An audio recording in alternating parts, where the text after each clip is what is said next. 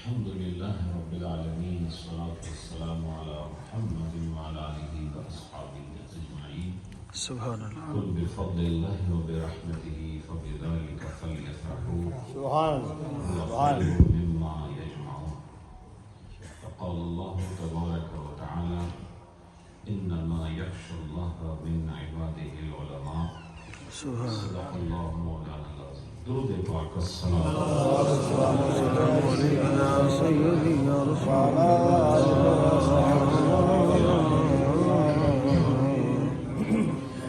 حضرات محترم، کافی وقت بیت چکا ہے اور آج یقیناً میرے لیے بڑے فخر کی بات ہے کہ ایک عظیم علمی روحانی شخصیت جن کی مسند علم کی وراثت ہے، جن کا ذوق قرآن و حدیث ہے، جن کا شوق بیان نصیحت ہے، جن کا اوڑھنا بچھونا اور جن کا اٹھنا بیٹھنا فقہ ہے، تفسیر ہے، حدیث ہے، تعلم ہے، جن کے حضور میں کئی گم گشتہ راہ واقف اسرار ہوئے اور کئی زانو تلمس طے کر کے محراب و منبر کی زینت بنے۔ کتنے ایسے لوگ ہیں جو ان کی محفل میں بیٹھنے کے بعد قرآن پاک میں ماہر ہو گئے۔ کتنے ایسے لوگ ہیں جنہوں نے ان کے آگے گردن جھکائی تو اللہ نے فیض علم حدیث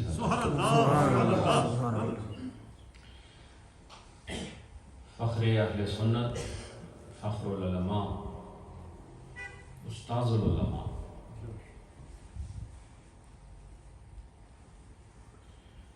بقیت السلف اور ہماری ہر محفل کی رونق حضرت علامہ قبلہ مفتی عبدالغفور الوری صاحب مد ظل العالی، اہل سنت کی عزت ہے، اہل سنت کی پہچان ہے، جن کی ساری زندگی تدریس میں گزری ہے، اور الحمدللہ مجھے یہ بھی اعزاز حاصل ہے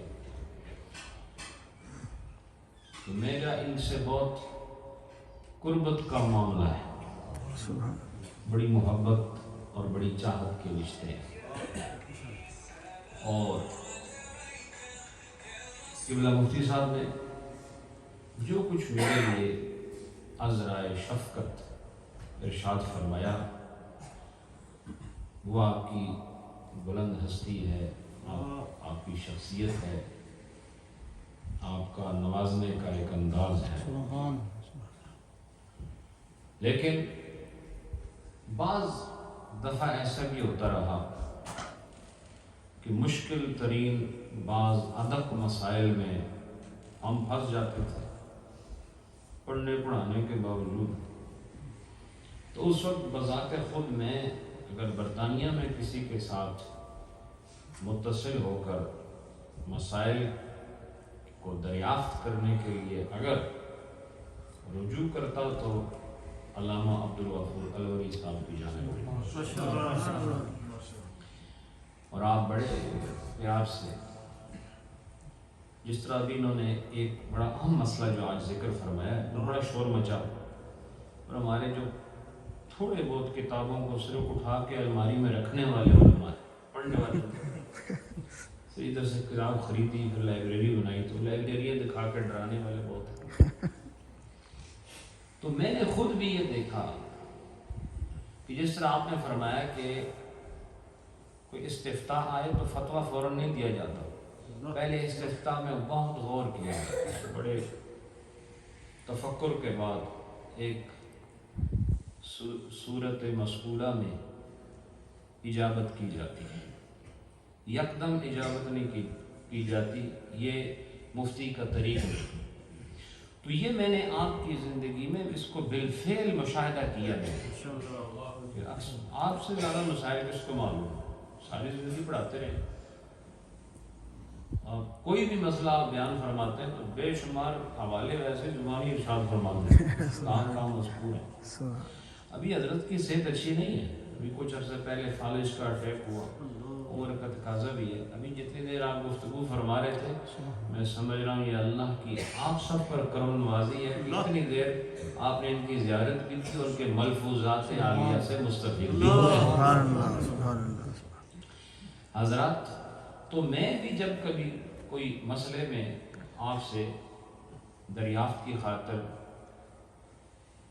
ٹیلی فون کے ذریعے یا دیگر ذرائع سے رابطہ کرتا تھا تو آپ فوراً جواب نہیں ارشاد فرماتے تھے۔ جب آپ جواب مجھے دیتے تھے چند لمحوں کے بعد یا چند گھنٹوں کے بعد تو میں حیران ہو جاتا، بے شمار والے ارشاد فرماتے تھے، وہاں دیکھو، ادھر دیکھو، فلاں کے طاقت ہے، فلاں حدیث میں دیکھو، فلاں فقہ کتاب میں دیکھو۔ یہ ہے ایک عالمانہ طرز اجابت۔ اللہ اللہ، وہ آپ کی تصنیفی فتاوی محمد عبد الغفور الوری، یہ ماشاءاللہ یہاں میں نے خود آج فون کر کے حضرت سے طلب کیا ہے، جس میں بہت چیدہ مسائل جن پر کچھ ایسے مختلف فیہ مسائل ہیں ان میں بھی قلم اٹھایا ہے، اور شرح و بسط کے ساتھ، دلائل کی قوت کے ساتھ۔ ہمارے یہاں جو ڈولوں کی قوت سے مسئلہ ثابت کر، جس آدمی کا سینہ چوڑا ہو اکثر وہ مناظرہ جیت جاتا ہے، جس کا وزن 200 کلو ہو جس مولوی صاحب تو وہ مناظرہ جیت جاتا ہے۔ تو چونکہ جو شور زیادہ کرے وہ آواز تو سیدھی آتی ہے، نہیں سمجھے؟ تو علم میں شور نہیں ہوتا، علم میں شعور ہوتا ہے۔ سبحان اللہ، سبحان اللہ، واہ واہ، یہ شور کی چیز نہیں۔ تو اللہ پاک آپ کا سایہ سلامت رکھے۔ بڑی خوشی ہے، بڑے عرصے بعد آپ برطانیہ واپس تشریف لائے، پھر آپ کے جماع سال صاحبزادے پاکستان میں انتقال کر گئے۔ ہم سب، آپ ساری جماعت کی طرف سے، معین الاسلام صدیقیہ اولڈم والوں کی طرف سے اور آستانہ عالیہ نہریہ شریف کی طرف سے ہم حضور آپ کو ہدیہ تعزیت پیش کرتے ہیں۔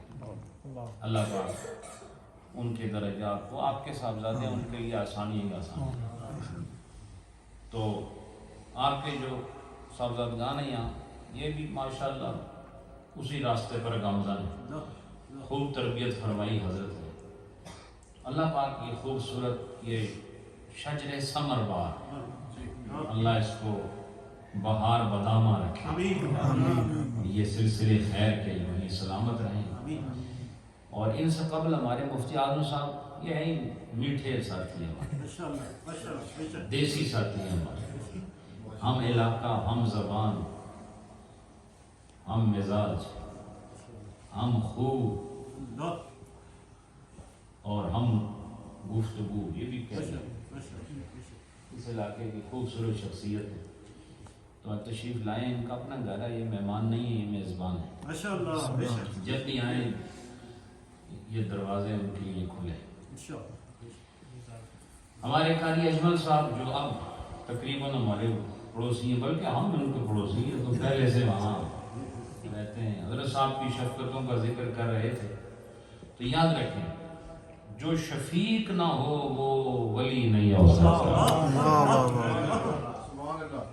جس کی خو میں خوئے رسول نہ ہو، وہ جس کی بو میں بوئے رسول نہ ہو، وہ ولی نہیں ہو سکتا۔ اور تصوف ہے بھی سارے کا سارا اخلاقیات، طرز ملاقات، طرز گفتگو، یعنی کوئی آپ کے ساتھ ملنے کے بعد بھی اس کے دل میں نرمی پیدا نہ ہو اور اسے شفقت کا اثر محسوس نہ ہو تو اسے یقین کر لینا چاہیے کہ وہ بس کسی خدا کے بندے سے ملا ہے، لیکن اللہ کے ولی سے جو بھی ملتا ہے اس کے دل میں سکون و بہار کی ایک خوبصورت فضا فراہم۔ گفتگو حضرت نے فرما دی ہے، مثنوی کا آپ ذکر فرما رہے تھے، تو یہ بھی حضرت صاحب رحمۃ اللہ علیہ کا فیض ہے۔ میں نے باقاعدہ حضرت مثنوی کا درس شروع کر دیا اور 4 سال سے مسلسل درس دے رہا ہوں۔ تو وہ اشعار جو ایک دفعہ حضرت نے اسٹوک آن ٹرینڈ میں پڑھے تھے، ہم نئے نئے آئے تھے یہاں، تو ہم نے آواز سنی، کیا بڑی کڑکدار آواز تھی مفتی صاحب کی، ابھی بھی ہے، لیکن اس وقت کوئی بہت ہی جوبن تھا۔ پھر آپ کے جو طرز ہے مثنوی شریف کی وہ بڑی دل کو ایسی محبوب لگی، مرغوب لگی کہ اس کو پھر ہم نے ساری عمر اپنے پاس رکھا، سنتے بھی رہے۔ مجھے نہیں پتا تھا ایک وقت آئے گا کہ میں خود مثنوی بیان کروں، کہ حضرت صاحب رحمۃ اللہ علیہ کے سانحہ ارتحال کے بعد پھر ضرورت محسوس ہوئی کہ یہ فیض کا جو دریا ہے اسے بہتے رہنا چاہیے۔ حالانکہ حضرت کو پتہ ہے کہ مثنوی صرف فارسی جاننے سے نہیں آتی، شرح پڑھنے سے نہیں آتی، اس کے لیے کسی کی نگاہ فیض کا اثر بھی ہونا چاہیے۔ وہ جو اشعار قبلہ علامہ علوی صاحب خدا آپ کا سایہ سلامت رکھے پڑھے تھے، ان میں سے میں ایک آدھ شعر آپ کو سنا دیتا ہوں۔ حضرت نے وہ شعر پڑھے تھے مثنوی، بڑے پیارے، وہ اس میں انسان کو انسانیت سکھائی جا رہی ہے، آدمی کو بتایا جا رہا ہے کہ آدمی کہتے کسے ہیں، آدمی کون ہوتا ہے؟ تو ہمارے آدمی اسی کو کہتے ہیں کہ اس کے بال ہو، کھال ہو، ہڈیاں ہوں، گوشت ہو۔ تو اس وقت جو آپ نے کمرے میں بیٹھ کر نجی مجلس کی آپ نے وہ ارشاد فرمایا، تو آپ نے فرمایا آدمی لحم و شحم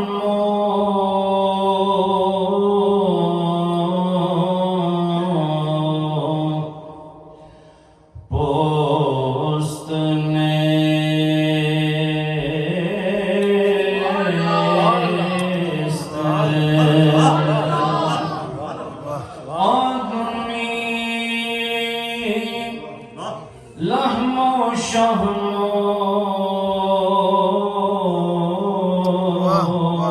پوست نیست، آدمیت جز رضائے دوست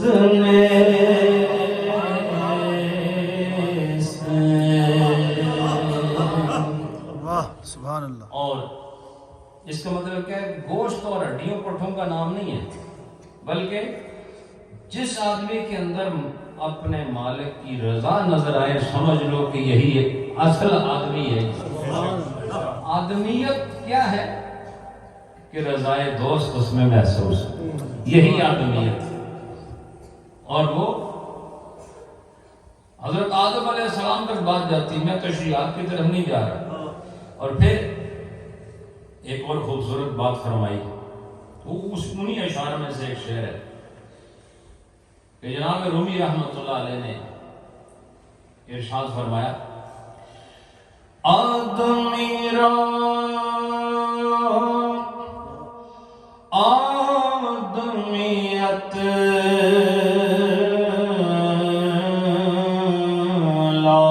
لازم است،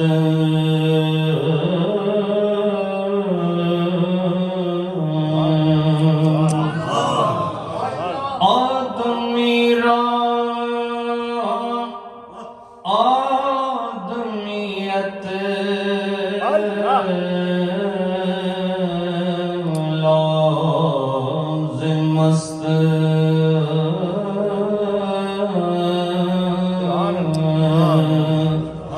او درا گر بو نباشد هیزم است،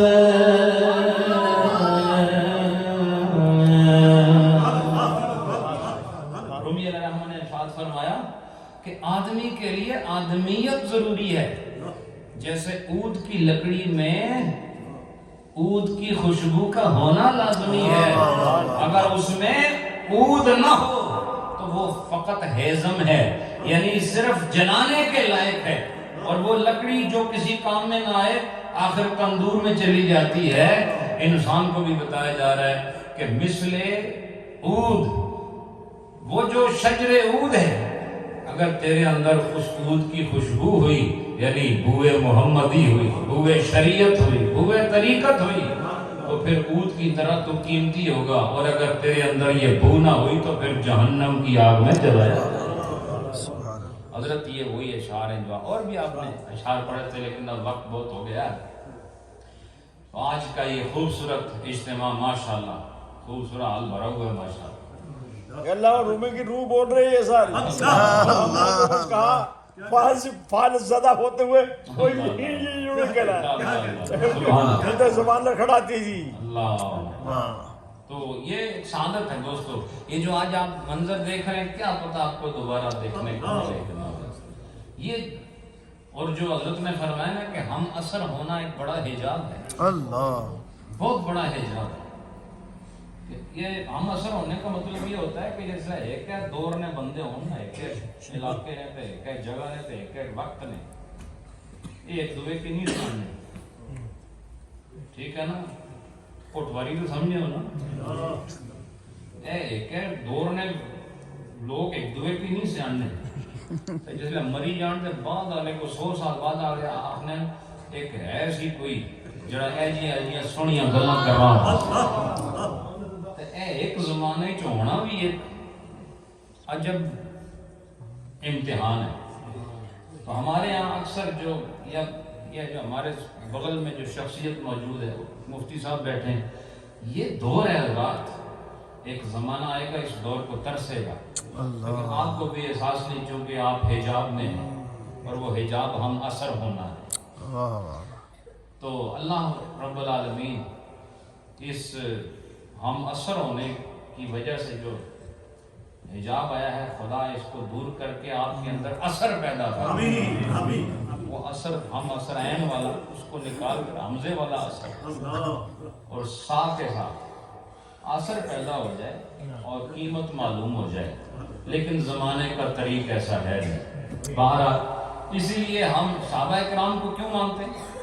اس لیے کہ ہم اثر تھے لیکن نبی کا اثر رکھتے تھے. انہوں نے انتظار نہیں کیا حضور تشریف لے جائیں پھر تعریفیں کریں گے، نہیں، وہ سامنے بھی اسی طرح مداح رسول تھے اور بعد از وصال بھی حضور کے مداح تھے. انہوں نے اثر کو نہیں دیکھا بلکہ انہوں نے کہا اثر تو سارا نبی کا ہی ہے، چاہے پہلے ہو یا بعد ہو، سارے زمانے مصطفیٰ کے. تھوڑی دیر ذکر ختم شریف اور اس کے بعد دعا. ہمارے پارک کے ساتھی کیا نام تھا؟